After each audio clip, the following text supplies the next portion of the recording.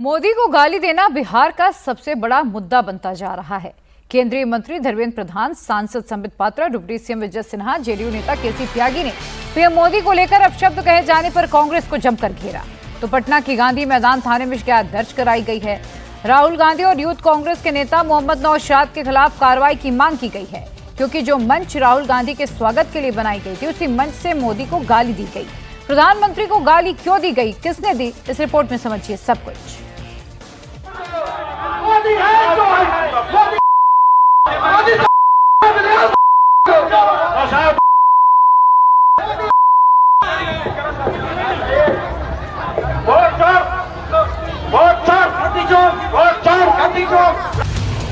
भीड़ में मौजूद सभी लोगों के हाथों में कांग्रेस का झंडा है।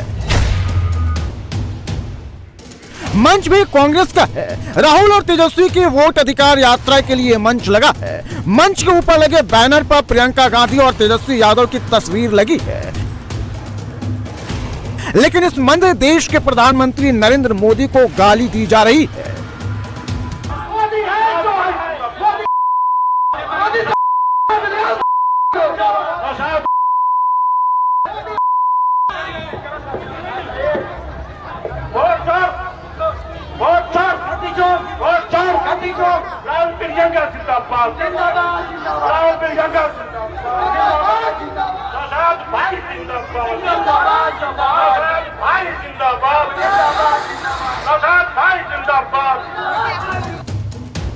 जिस मंच से प्रधानमंत्री को गालियां दी गई, इस मंच को यूथ कांग्रेस के नेता मोहम्मद नौशाद ने राहुल गांधी के स्वागत के लिए लगाया था। राहुल गांधी बिहार में वोट अधिकार यात्रा कर रहे हैं और इसी हाईवे से राहुल की यात्रा दरभंगा से मुजफ्फरपुर तक गई थी और इसी यात्रा के दौरान इसी मंच से प्रधानमंत्री मोदी को खुलेआम गालियां दी गई। माइक पर इतनी गंदी गंदी गालियां दी गई जिसे हम आपको सुना नहीं सकते हैं।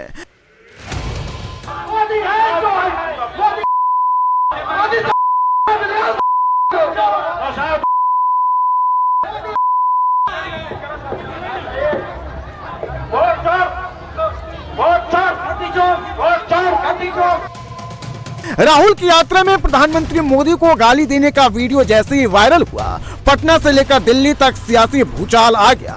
बीजेपी राहुल और कांग्रेस पर अटैकिंग मोड में आ गई तो कांग्रेस डिफेंसिव हो गई।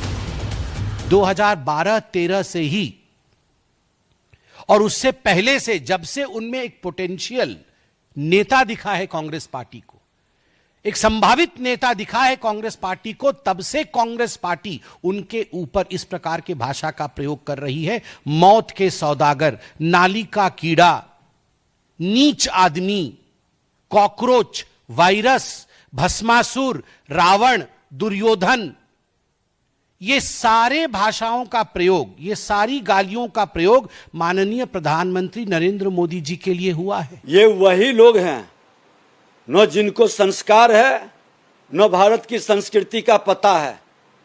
ये मानसिकता के लोग जो इस देश को धर्मशाला बनाना चाहते हैं और कांग्रेस का ये सोने के चम्मच लेकर जन्म लेने वाला, अनुकंपा की राजनीति करने वाला राहुल गांधी और तेजस्वी यादव बिहार के अंदर जो अराजकता उत्पन्न करना चाहते हैं, जिस मानसिकता से अपने समर्थकों को उत्तेजित करके उन्माद पैदा करना चाहते हैं, ये दुर्भाग्यपूर्ण स्थिति बिहार में नहीं आने देंगे।